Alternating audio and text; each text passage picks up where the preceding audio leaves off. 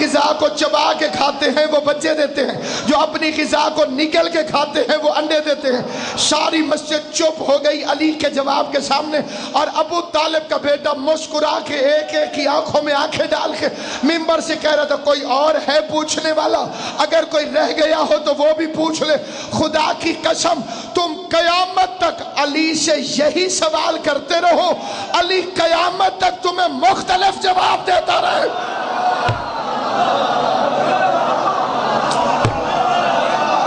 سلامت و آباد صاحب، تم مجھ سے یہی سوال کرتے رہو، میں قیامت تک مختلف جواب دیتا رہوں۔ ایک شخص ہے جس کا نام ہے ایڈورڈ کلارڈ، وہ کہتا ہے کہ میں نے مسلمانوں کے امام علی کا یہ فقرہ سنا، کیونکہ اس کا تعلق صرف مذہب سے نہیں تھا، پوری دنیا سے تھا۔ اس نے کہا کہ میں نے اس حدیث پر تحقیق کی، تحقیق کے اندر پہلی تحقیق یہ کی کہ علی کوئی سیاح تو نہیں تھا، گھومنے پھرنے والا انسان، دنیا کی سیر کرتا رہتا ہو اور تجربے کی بنیاد پر کہہ دیا ہو۔ اس نے کہا کہ جب میں نے تحقیق کی تو پتہ چلا کہ علی جزیرہ نما عرب سے باہر آئے ہی نہیں۔ ایسا نہیں ہوا کہ جزیرہ نما عرب سے علی باہر آئے ہو، تو جو جزیرہ نما عرب سے بھی بظاہر باہر نہ آیا ہو تو سیاح نہیں تھا۔ اس کا پھر میں نے دوسری بات یہ پتہ کی کہ علی علیہ السلام کے زمانے میں امریکہ دریافت ہی نہیں ہوا تھا۔ آپ کی تائید چاہیے کہ جس زمانے میں میرے مولا نے یہ دعویٰ فرمایا تھا اس وقت دنیا کے نقشے پر امریکہ نہیں تھا، تو کولمبس نے 200 سال پہلے اسے دریافت کیا۔ ابھی افریقہ بھی آباد نہیں تھا، آسٹریلیا بھی آباد نہیں تھا، اور میرے مولا نے دنیا کے ہر کونے کی گارنٹی دی۔ اس نے کہا میں نکل پڑا اور میں نے الیکٹرانک چھاننیوں کے ذریعے افریقہ کے جنگلوں میں ریت کو چھانا کہ کوئی چھوٹا سا کیڑا مل جائے جو علی کے کسی اصول کے خلاف ہو۔ اس نے کہا پھر میں سمندروں میں غوطہ خوروں کے پاس گیا کہ کوئی سمندر کی دنیا میں ایسی چیز مل جائے جو علی کے کلیے کے خلاف ہو۔ وہ کہتا 3 سال کی تحقیق کے بعد جب میں نے معمولی سے معمولی کیڑے کو بھی علی کے فرمان کے خلاف نہ دیکھا تو اب میرا قلم لکھنے پر مجبور ہے کہ ابو طالب کے بیٹے علی نے کوفے کے منبر پر بیٹھ کر قیامت تک پوری دنیا کی گارنٹی دے کر اتنے یقین سے جو بات کہی، نہ اسے علم جھٹلا سکا، نہ اسے مشاہدہ جھٹلا سکا، نہ اسے یقین جھٹلا سکا۔ آج 1400 سال کے بعد بھی علی کا کہنا اتنا ہی سچ ہے جتنا 1400 سال پہلے۔ تو وہ کہتا ہے میں یہ کہنے پہ مجبور ہوں کہ یا کائنات علی کے سامنے بنتی رہی ہے یا کائنات علی اپنے ہاتھوں سے بناتا رہا۔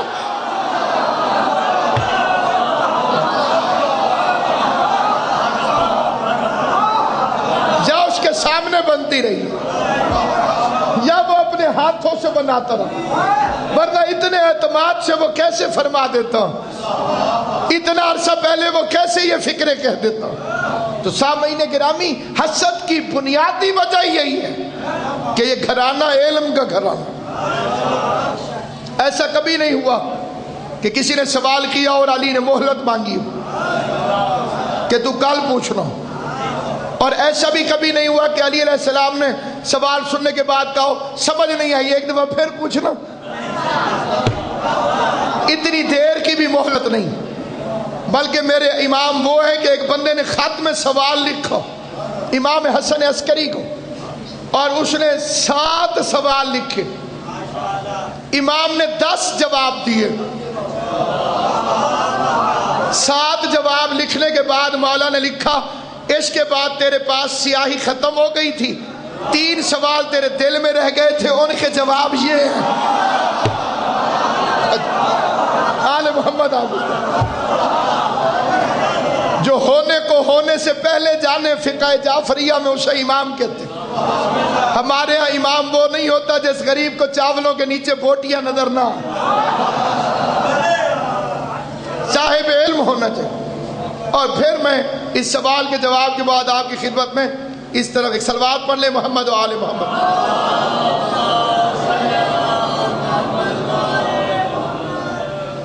دیکھیں جی، انہوں نے فرمایا کہ ایک شخص 2 سال بیماری کی وجہ سے روزے نہ رکھ سکا، عمر زیادہ ہونے کی وجہ سے روزہ رکھ نہیں سکتا، اس کی قضا کیا ہے؟ سب سے پہلی بات تو یہ ہے کہ عمر کی ایک حد ہے، اور وہ حد بچپن سے بھی ہے، اور اس کے اندر فقہ نے مرد اور عورت کے لیے علیحدہ علیحدہ عمریں بتائی ہیں۔ مذہب اہل بیت کے نزدیک جب بیٹی 9 سال کی ہو جائے، اور 1-2 اور علامات ہیں جو آپ فقہ کی کتابوں سے ان کو دیکھ سکتے ہیں، اس پر روزہ اور نماز واجب ہو جاتے ہیں۔ اور لڑکے کی بھی 3 علامات ہیں بیٹے کے لیے مذہب اہل بیت کے اندر: داڑھی اتر آئے، 15 سال کا ہو جائے، جو باقی علامات کے لیے توضیح المسائل سے رجوع فرمائے، انہیں ممبر پر مجلس میں بیان کرنا مناسب نہیں ہے۔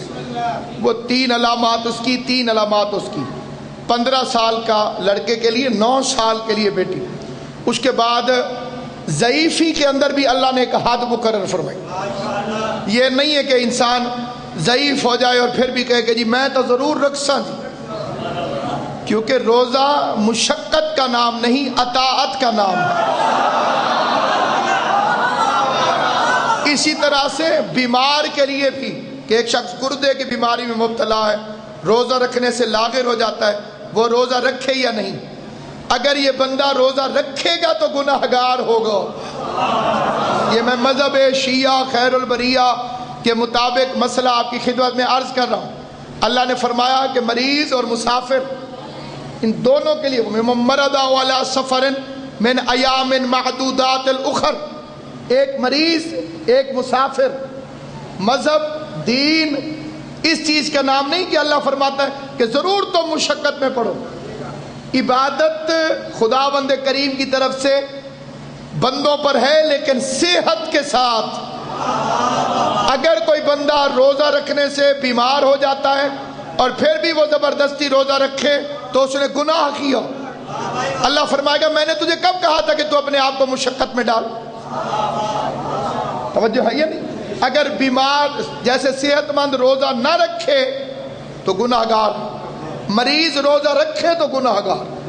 اللہ فرمائے گا کہ تو بے وقوف ہے، جب میں نے تجھے منع کیا تھا، جب میں نے تجھے رعایت۔ اب اس میں بھی ایک اختلاف ہے، اور وہ تیسرے سوال کا جواب ہو جائے گا۔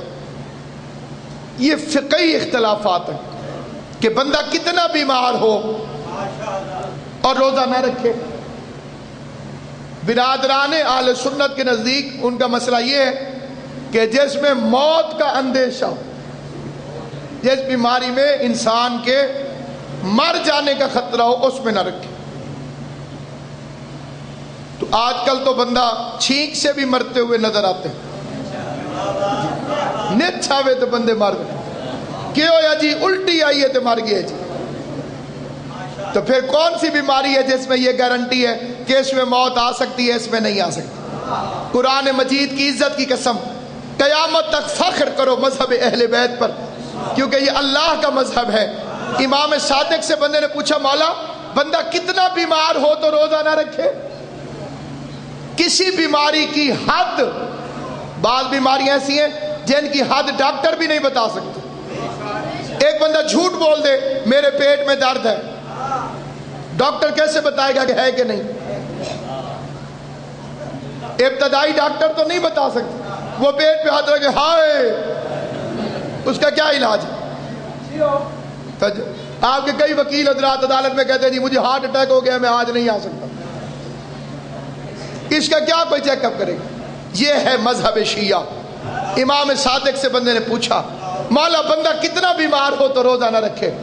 قیامت تک امام کا جواب یاد رکھیے گا، اپنے بچوں کو یاد کرائیے گا۔ ہر بندہ نیت کر کے اٹھے کہ میں کم از کم ایک بندے کو اپنے امام کا جواب یاد کراؤں گا۔ بندے نے پوچھا مولا انسان کتنا بیمار ہو تو روزہ نہ رکھے؟ امام نے فرمایا اپنے ضمیر سے پوچھے۔ سلامت رہے آباد و شاد۔ یہ معاملہ ڈاکٹر سے نہ پوچھے، یہ معاملہ اپنے ضمیر سے پوچھے کہ تو روزہ رکھ سکتا ہے کہ نہیں رکھ سکتا۔ اس کے لیے جو آپ کا ضمیر فیصلہ کرے گا اس سے بہتر فیصلہ کوئی بھی نہیں کر سکتا۔ اپنے ضمیر سے پوچھو کہ رکھ سکتے ہو کہ نہیں رکھ سکتے۔ اس لیے ان کو چاہیے کہ جو نہیں رکھ سکتے ہیں، یا تو یہ بذات خود جب خدا انہیں صحت دے اس وقت ایک روزے کے بدلے ایک روزہ رکھیں گے، اور جب تک نہیں رکھ سکتے تب تک یہ ایک وقت کا کھانا کسی بھوکے کو کھانا کھلائیں گے، مسکین کو۔ اس میں شرط ہے مسکین کو، اور مسکین جو ہے وہ کوئی بھی مل جائے تو اسے روزانہ کا فدیہ دیتے رہیں، تو یہ اس کا سلسلہ جاری و ساری رہ سکتا ہے۔ تو سامعین گرامی، قضا روزے کا ثواب فرض روزے کے برابر ہے یا نہیں؟ اگر روزہ قضا ہوا ہے کسی مجبوری کی وجہ سے، کیونکہ خدا بہتر جانتا ہے، ایک ہوتا ہے جان بوجھ کے روزہ چھوڑنا، اس کا پھر قضا بھی ہے، کفارہ بھی ہے۔ کفارہ ہے 2 مہینے کے مسلسل روزے رکھے، 2 مہینے کے مسلسل روزے، لیکن مہینے چاند کے مطابق 29 کا ہو تو پھر مہینہ پورا ہو جائے گا، لیکن درمیان میں اگر ایک روزہ بھی چھوڑے گا تو وہ اس کے دوبارہ سے شروع ہوں گے۔ مسلسل روزے رکھے مرد کے لیے 2 مہینے کے مسلسل روزے، 60 مسکینوں کو کھانا کھلانا، یہ سارا اس کے اندر آ جائے گا اگر جان بوجھ کر کوئی چھوڑتا ہے۔ اور اگر حرام کی وجہ سے چھوڑتا ہے تو پھر یہ اس سے بھی زیادہ اس کو پلنٹی دینی پڑے گی، لیکن اگر وہ سفر کی وجہ سے چھوڑتا ہے، بیماری کی وجہ سے چھوڑتا ہے، پھر ایک کے بدلے ایک رکھے گا، اس کا واجب ادا ہو جائے گا، لیکن ثواب کے بارے میں اختیار خدا کو ہے، کیونکہ امام جعفر الصادق کی حدیث ہے کہ اگر کوئی بندہ جان بوجھ کر یا کسی مجبوری سے ماہ رمضان کا روزہ چھوڑ دے تو اس کے بدلے ساری زندگی بھی پھر قیامت تک روزے رکھتا رہے تو وہ برکت حاصل نہیں کر سکتا جو ماہ رمضان کے روزے کے چھوڑنے کی وجہ سے، کیونکہ اللہ نے جو اس مہینے کو عزت، مقام، عظمت عطا فرمائی ہے، اس کے مقابلے پر اس کی برابری میں پھر کوئی اور مہینہ نہیں آ سکتا۔ یہ حسد امیر المومنین سے، مولا علی سے، بادشاہ کائنات سے، اور اسی وجہ سے جس کا تعلق مولا علی سے ہو، ایک ابو طالب کا ایمان اسی میں بحث کرتا ہے مولوی کہ علی کے باپ نے کلمہ پڑھا نہیں پڑھا، حالانکہ اور بھی بہت سارے بندے موجود ہیں۔ میں نے کسی کو نہ دیکھا کہ کسی اور کے باپ کے ایمان کے بارے میں کوئی بتائے کہ کس کا والد کیا کرتا تھا۔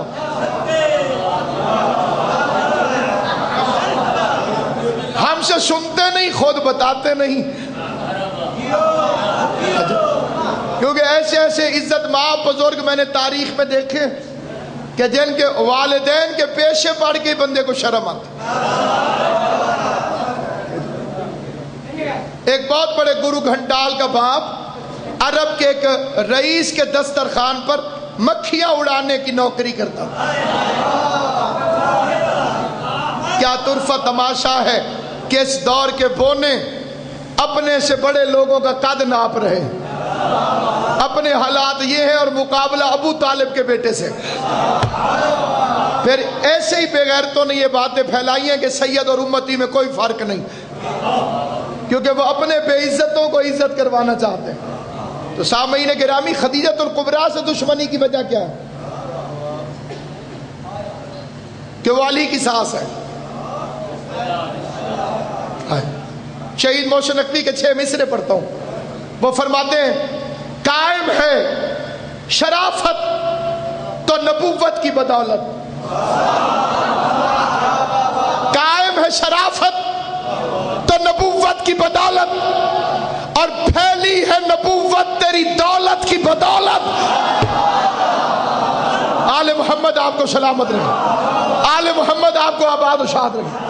یہ مکمل 4 مصرے اور 4 مصروں میں پوری تقریر ہے کہ قائم ہے شرافت تو نبوت کی بدولت، اور پھیلی ہے نبوت تیری دولت کی بدولت۔ میں سوچتا رہتا ہوں کہ تو کون ہے، کیا ہے، بی بی تیرا داماد نشیری کا خدا ہے۔ میں سوچتا رہتا ہوں کہ تو کون ہے، کیا ہے، بی بی تیرا داماد۔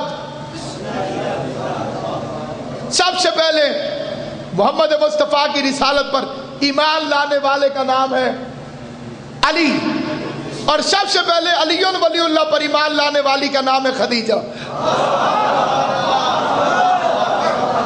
جس نے سب سے پہلے علی ولی اللہ پر ایمان لایا اس بی بی کا نام خدیجہ، کیونکہ دعوت ذوالعشیرہ میں پیغمبر نے اپنی رسالت کا اعلان کیا اور بی بی سنتے ہوئے تصدیق کر رہی تھی۔ سب سے پہلے پیغمبر نے جسے وحی کے حالات بتائے وہ جناب خدیجہ، اور اس نے سنتے ہی پہلا فکرہ فرمایا آپ ہیں ہی ایسے کہ فرشتے آپ کے دروازے پر اترے۔ پھر روایت ہے کہ پیغمبر نے فرمایا مجھے سردی لگ رہی ہے، پوری دنیا میں شور ہے کالی کملی کالی کملی، میں لاؤڈ سپیکر پر تلا گنگ میں یہ سامنے کیمرے لگے ہوئے ریکارڈ کرنے، کالی کملی کہاں سے آئی؟ یہ فاطمہ کی ماں نے پہنائی تھی پیغمبر کو۔ آل محمد آپ کو سلامت ہو۔ جناب سیدہ ان مسکراتے ہوئے چہروں کو آباد و شاد رکھیں۔ پیغمبر کے بدن کو سردی لگ رہی تھی تو جناب خدیجہ الکبریٰ نے اپنی یمنی چادر اتار کر پیغمبر کو اوڑھا دی، وہ بن گئی کالی کملی۔ جبریل اترا، یا ایھا المدثر، اے کملی اوڑھنے والے پیغمبر، کیا کہنے ماں کے اور کیا کہنے بیٹی کے، کبھی ماں چادر اڑھا دے تب بھی قرآن نازل ہوتا ہے، کبھی بیٹی چادر اڑھا دے تب بھی قرآن نازل۔ ماں نے چادر اڑھائی تب بھی آیت آ گئی، بیٹی نے چادر اڑھائی تب بھی آیت آ گئی۔ پہلی گواہ ساتھ لے کر گئی، اور اب اس نے مشورہ کیا ورقہ بن نوفل سے۔ ورقہ بن نوفل بڑا عالم دین تھا، جلیل القدر عالم دین، لیکن مسلمانوں کا نہیں، توریت کا عالم تھا، انجیل کا عالم تھا۔ تو اس نے جا کے تذکرہ کیا ورقہ بن نوفل سے کہ بطور استخارہ سمجھ گئے۔ شادی سے پہلے ایک دفعہ گئی تھی اور ایک مرتبہ شادی کے بعد گئی۔ جب شادی کے پہلے گئی تو اس وقت ورقہ نے ایک ہی فکر رکھا کہ اس کا اور تیرا جوڑ نہیں۔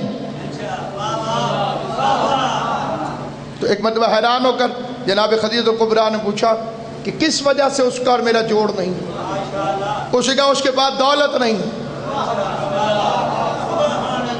اس کے بعد دولت نہیں۔ اس کے بعد جناب خدیجہ الکبریٰ نے جو جواب دیا، ابھی حرم تطہیر میں نہیں آئی، ابھی سیدوں کے گھر میں نہیں آئی،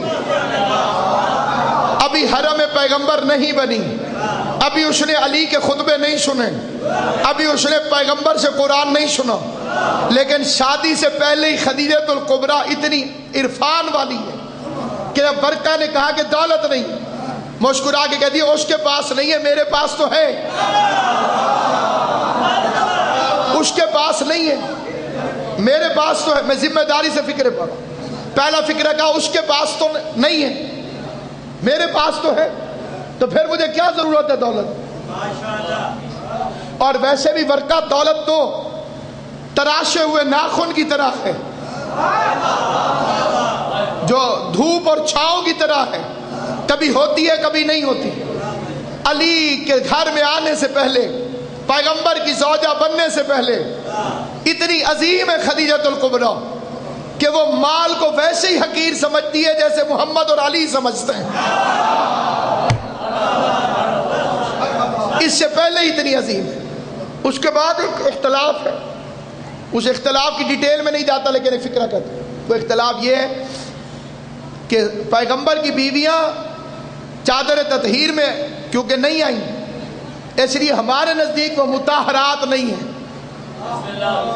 یہ فکرہ مشہور ہو گیا ازواج مطہرات، ہمارے کوئی شیعہ حضرات بھی یہ فکرہ بولتے تو بول جاتے ازواج مطہرات۔ طاہرین میں وہ آئے گا جو یطہرکم تطہیرہ میں ہوگا، یطہرکم تطہیرہ میں وہ ہوگا جسے کبھی غسل کی ضرورت پیش نہیں آئے گی، جنہیں ہر مہینے پاک ہونے کے لیے غسل فرمانا پڑے، وہ آئے تطہیر کی مصداق نہیں ہو سکتی۔ آئے تطہیر کی مصداق وہ بھی ہو سکتی ہے جس کے بچوں کی ولادت مصلی پر ہوتی ہو۔ آئے تطہیر کی مصداق وہ ہوتی ہے کہ جس کا دروازہ مسجد میں پیغمبر بند نہ فرمائے۔ لیکن باوجود اس کے کہ ہمارے اختلاف ہیں اور مذہب شیعہ پیغمبر کی ازواج کو چادر تطہیر میں شامل نہیں مانتا، یطہرکم تطہیرہ کا مخاطب نہیں مانتا، اس کی گرامر کی بحث بھی ہے، وہ الگ ہے۔ لیکن خدیجہ وہ عظیم ترین ہستی کہ جسے پیغمبر کے اعلان رسالت سے پہلے مکے والے طاہرہ کہہ کے پکارتے تھے۔